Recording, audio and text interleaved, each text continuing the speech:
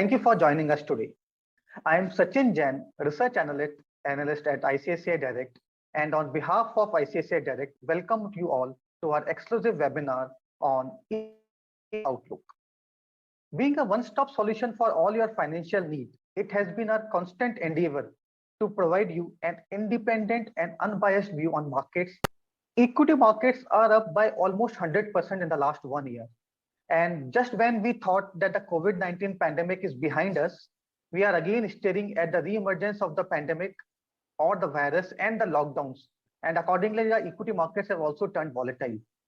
It has therefore become very important for our investors, to understand from the market expert how to navigate this through this re-emergence of the virus and the market volatility. To guide us on the markets, we have with us today a very special guest, Mr. Jinesh Kopani, Head Equity Axis Mutual Funds. Hello, Jinesh. Welcome, please. Yeah. Hi. How are you? Yeah, I'm good, Jinesh. So Jinesh, the first question which comes to every investor's mind is that the equity market has rallied almost 100% from the last year's March lows. And as we are fearing the further lockdowns being announced as we complete the 1 year of the pandemic, the most important question is, what's your view on the market and how investors should take this pandemic, the re-emergence of this virus, your view on market outlook, basically. Sure. Thanks and good afternoon, everyone, and thanks for having me on this webinar. Grateful to ISAC. On markets, clearly we had a very good run after the opening up of the economy. We all saw economy coming back to pre-COVID levels, and now you are in last 1.5 months. You have seen again the COVID cases surging and also surpassing previous highs. Having said that, I think this time at least what we understand is people have understood, or the health fraternity has understood, how to manage this COVID virus with doses of medicines and other stuff. And though this rise in cases is not a great sign, having said that, it doesn't look like that we are in for a big trouble, because if you really go more deeper, the as of now, at least the problem is in few states and few districts. It is not pan India. If let's say this COVID crisis again super spreads to whole of India, then there is a big problem. But otherwise, if it is just restricted to few states, and if we are able to bring it down with a few stringent measures, what we are now seeing happening, I think maybe by April or May, you would see the cases coming. I am not a health expert, but this is what we understand from some of the experts. Also, along that side, you are seeing a vaccination drive. We could have had a more faster vaccination drive, but whatever is happening, I think it is good. Maybe in next 1.5 months, you will have a large part of the population, at least in the affected districts, getting vaccinated, and that should also help bring the COVID cases significantly down over a period of 1.5 to 2 months. So these are all guesstimates. Hopefully, it is not a bad situation like what we saw in the first wave. The second wave, though it is transmissible significantly, but the lethal or the death rates are pretty low in terms of percentages, and hence it is not getting into a panic mode as of now. Also, it, at least whatever we understand from the corporate world, is doesn't look like to be a full lockdown unless things go out of control.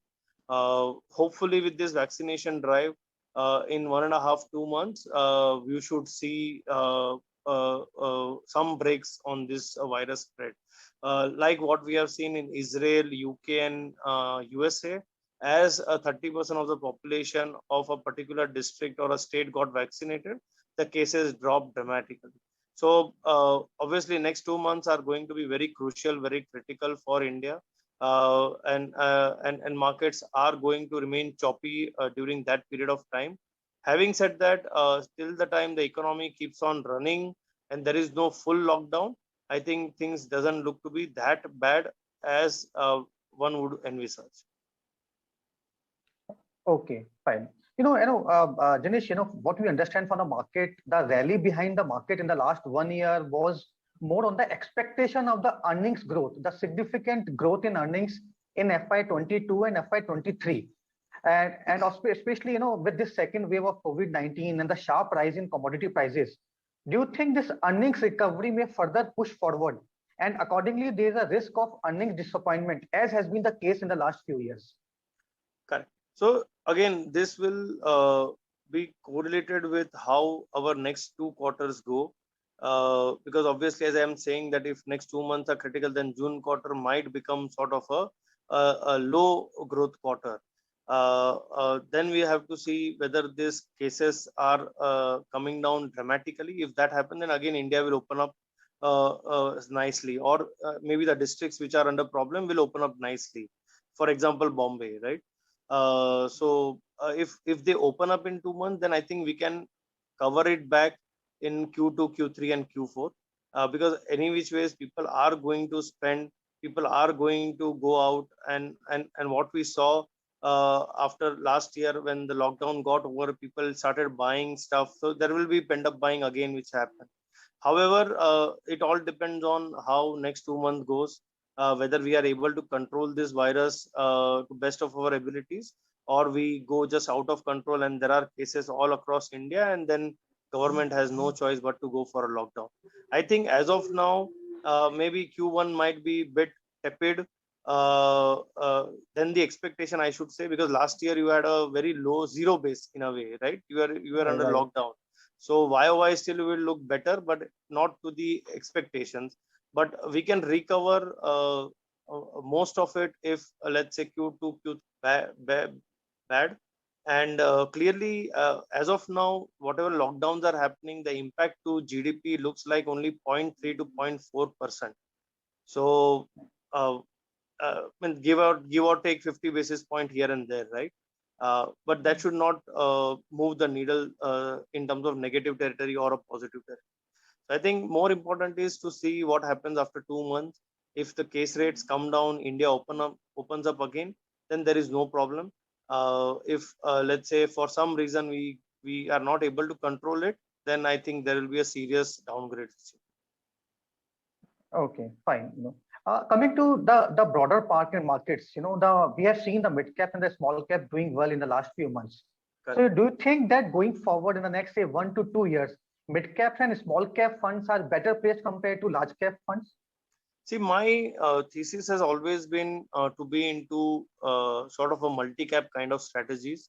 So if you see our funds, we have long-term equity fund, we have Focus 25 fund, we have Axis multi-cap fund, we have Axis Growth Opportunities fund. These are all multi-cap strategies. I think it is better to be in multi-cap strategies because you get best of both worlds. 50% of your portfolio is large cap, which means that those leaders are able to sustain this kind of business cycle shocks pretty well, and that will hold up your portfolio nicely. And this is what you are seeing happening now, right? Why Asian Paints of the Right. world are moving up, right? And this is more of a defensive kind of a trade which is happening. uh, Balance 50% mid cap and small cap will add alpha to your portfolio. So my personal view always have been to be strategies, because you don't need to be then timing the market between mid cap and small cap, or between mid cap and large cap.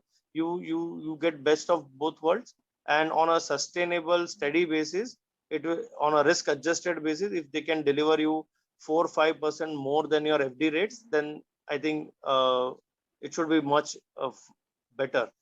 Please understand, it is easy to get into mid cap and small cap, but it is extremely difficult when things turn, right? You have Right. seen the cuts in the, I am not talking about the funds, but I'm talking about the stocks also.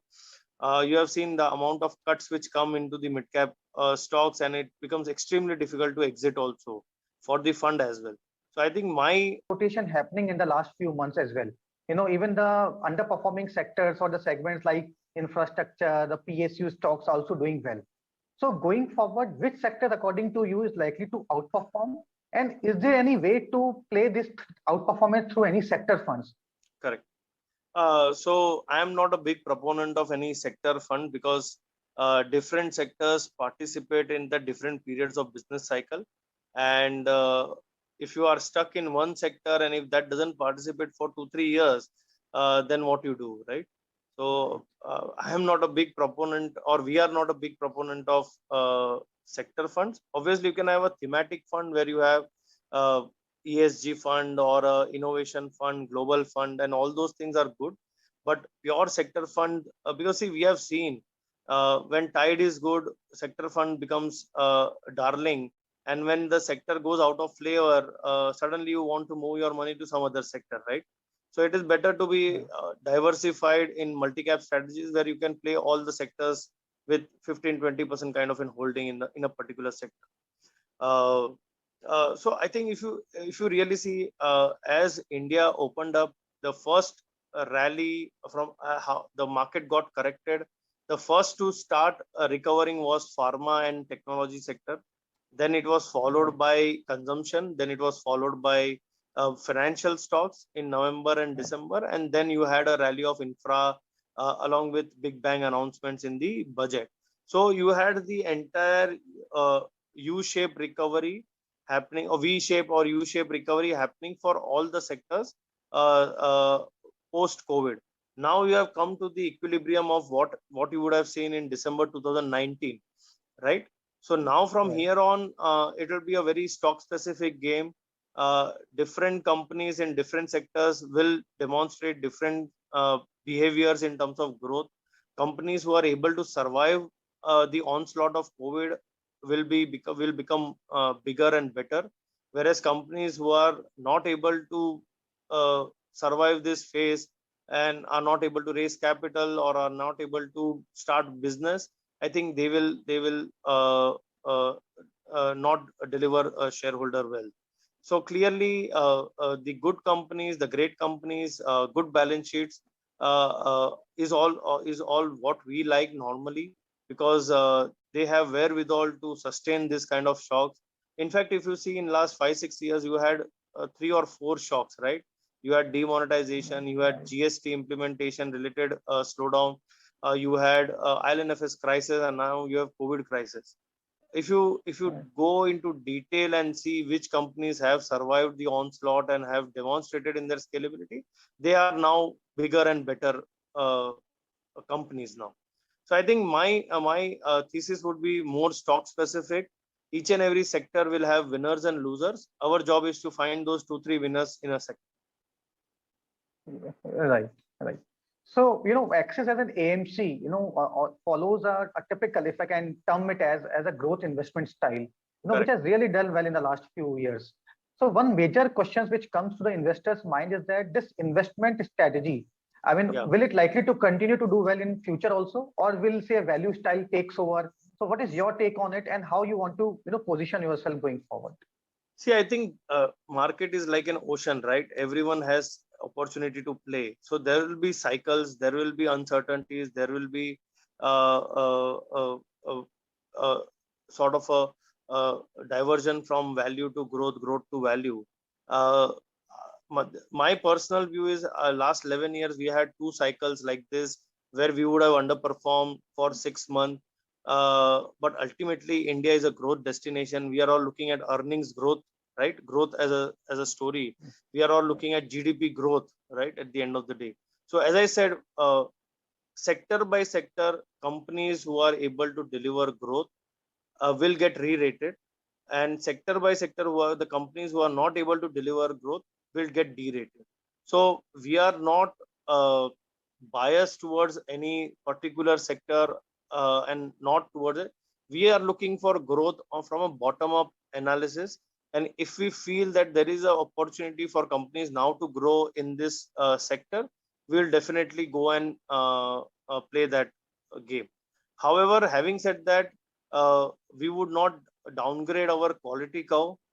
We will not downgrade our governance metrics. And we really feel that the scalable sectors, the innovative companies, at the end of the day, will bring differentiation in their business models and will thrive in the market. So long these parameters are at play, we are sector agnostic. We are just looking for companies who can deliver growth. Okay, right. So, in general, the related question is, I mean, you have been followed typically a buy and hold good quality companies for long term. So the one basic question which comes to the mind is, what is your selling strategy? Because, we have seen the investment guru says, while the critical part is buy and, remaining invested in a quality company, the equally important is to exit also. So what is your exit strategy in a company or a sector or a segment? Cycles in this particular sector also, which might lead to, let's say, underperformance of that company. So there are two parts where we really see exiting the story. First is if the stock has run up disproportionately higher than our target price for at least, let's say, 2-3 year kind of a target price, fair value price, then we trim down from the portfolio.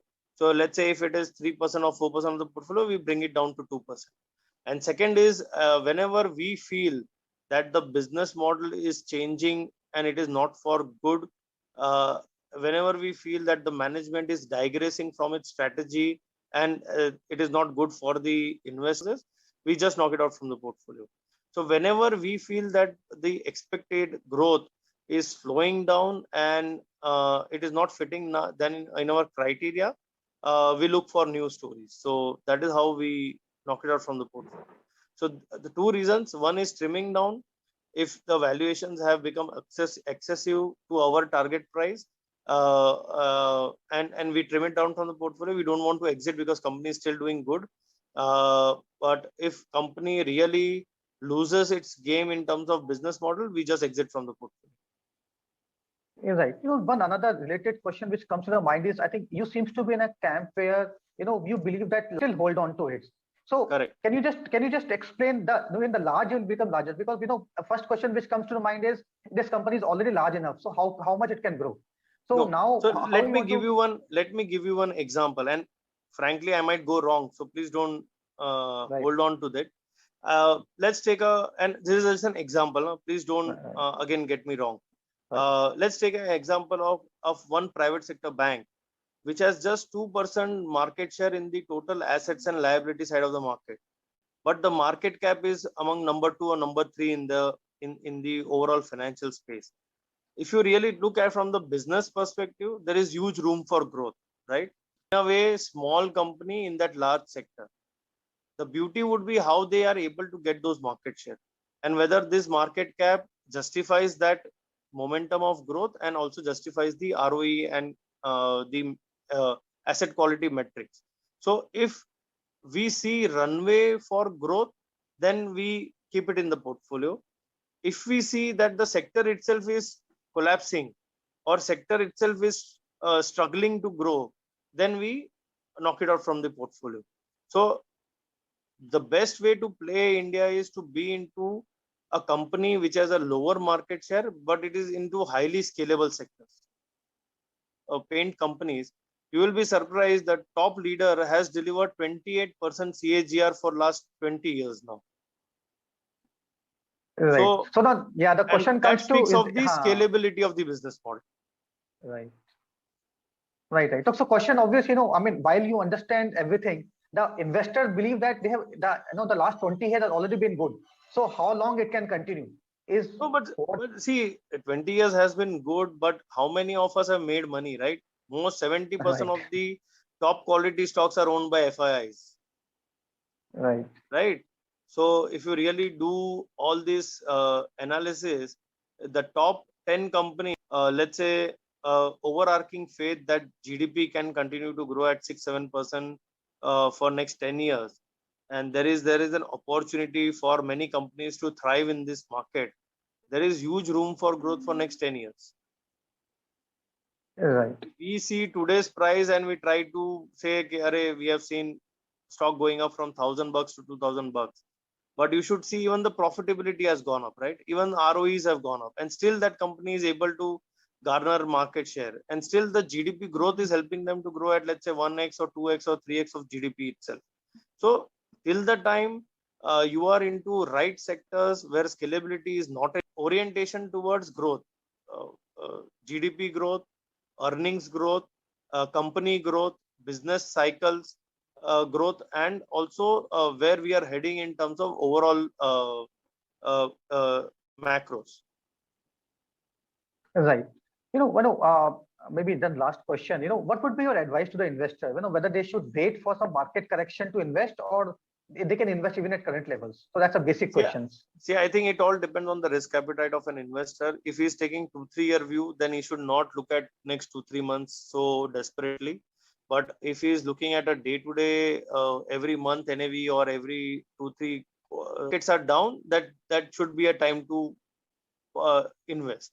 So what I am telling everyone is, and I might be wrong, please don't hold to it, but there is going to be a consolidation phase for next 2 to 3 months till the time we have a clear understanding whether this COVID virus is now out in the way, and you will get good opportunities in the interim in terms of markets being volatile, coming down, going up, coming down, going up.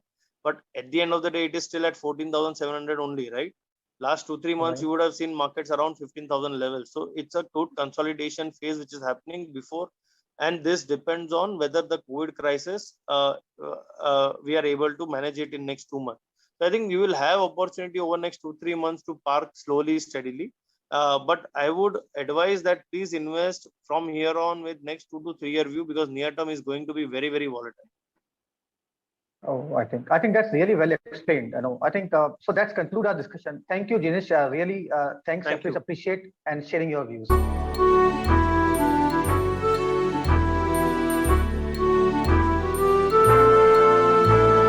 Mutual fund investments are subject to market risks. Read all scheme related documents carefully.